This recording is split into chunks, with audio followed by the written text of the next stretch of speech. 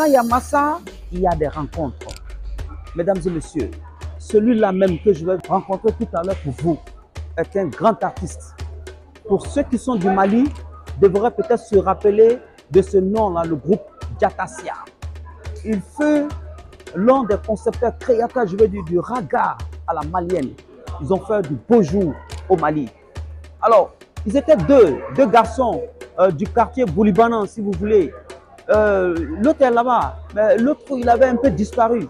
On ne sait pas qu'est-ce qu'il est devenu. Il s'appelle Chanana. Qu'est-ce qu'il fait? Alors, au Massa d'Abidjan, je l'ai croisé.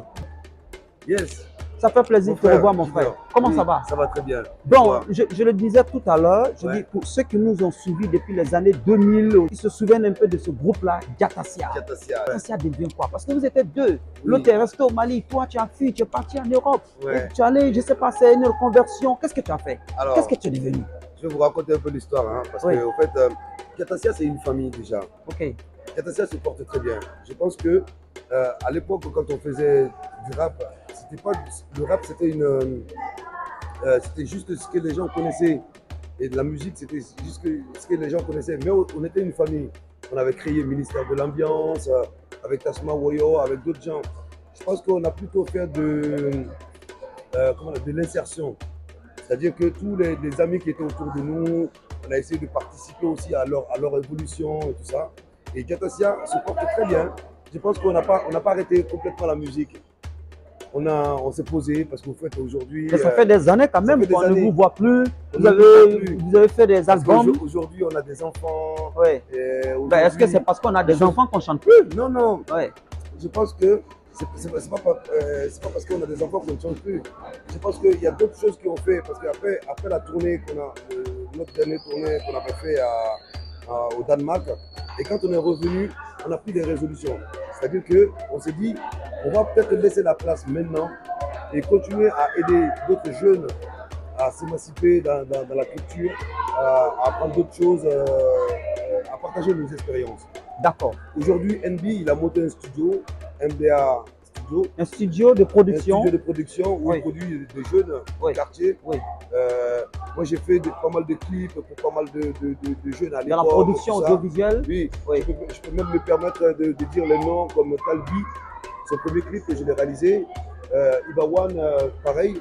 Ouais, mais est-ce que tu chantes encore? Est-ce que tu chantes? Alors, je chante encore. J'ai fait pas mal de projets en France, pas mal d'albums qui ne sont pas sortis pour le moment, mais ça va venir. Et je suis aussi aujourd'hui producteur comme NB et je me sens plutôt un expert, c'est-à-dire que celui qui un conseiller qui partage un peu son expérience avec la nouvelle génération. Après Jatassia, moi j'ai été Jatassia, c'est Toumani Sangaré qui nous avait. Ouais, Toumani Sangaré que je salue de passage, qui était à Abidjan ici il y a juste quelques mois. C'est ça. Oui. Qui avait produit nos 2 albums. Et finalement, moi je me suis intéressé au cinéma. Et donc j'ai appris à ses côtés de cinéma et tout ça. Et j'ai fait pas mal de films institutionnels, de documentaires, de fiction, des courts-métrages. Et actuellement, je suis en train de travailler sur mon premier long-métrage. Ça fait 10 ans maintenant que je suis en train de travailler dessus. Et donc, je pense que ça aussi, ça va venir. Et plus tard, je vais monter un collectif d'artistes à Bamako. Parce que l'art, c'est vraiment très large. C'est-à-dire qu'on peut aimer plusieurs choses, mais il faut se spécialiser dans certaines choses. Et je vais monter ce collectif-là qui s'appelait le collectif Yeta. Et qui était un collectif qui faisait de la formation, création et diffusion. Et donc, pendant 10 ans, on a fait pas mal de choses à Bamako. Les connaisseurs connaissent. Donc, on a fait pas mal de choses à Bamako. Aujourd'hui, je pense que ce qui me plaît dans la culture en général, c'est d'accompagner, c'est d'apporter mon expérience.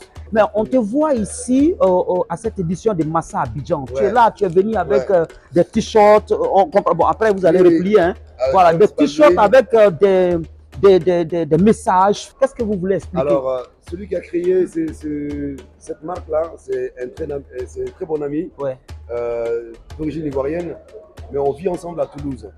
Et quand j'ai rencontré je salue Bakara Diallo à Toulouse. À Toulouse, Bakara, salut. Et donc, quand on s'est rencontrés, je pense qu'il y a eu un bon feeling. Parce que sa lutte, pour moi, c'était important. C'est-à-dire que de valoriser. Je salue Sévélis Laurence, Toulouse. Laurence, continue. Salut. Et donc, du coup, sa lutte m'intéressait vraiment dans le sens de mettre en avant ces figures de lutte, des gens qui ont lutté pour le droit civique. Et en plus, ce projet qui est une démarche artistique et humaine, c'est ça qui m'intéresse. C'est-à-dire qu'aujourd'hui, on évolue, mais l'histoire a quelquefois été transformée où les gens ne savent pas les choses. Donc, du coup, il faut aller vers les gens.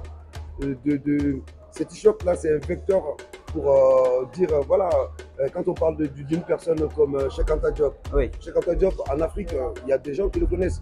Mais quand on va... La jeune génération ne connaît pas qui c'est. C'est ça.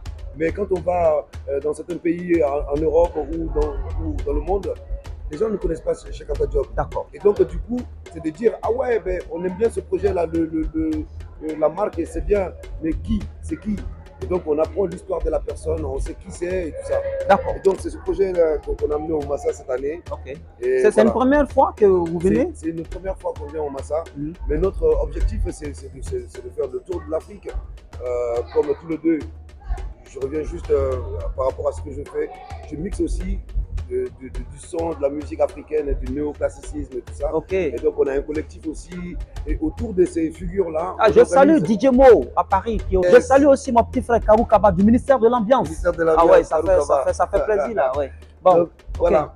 Et donc du coup, souvent on organise des événements et autour de ces événements-là, on mixe des arts numériques, de la musique africaine des années 60, même des fois 70.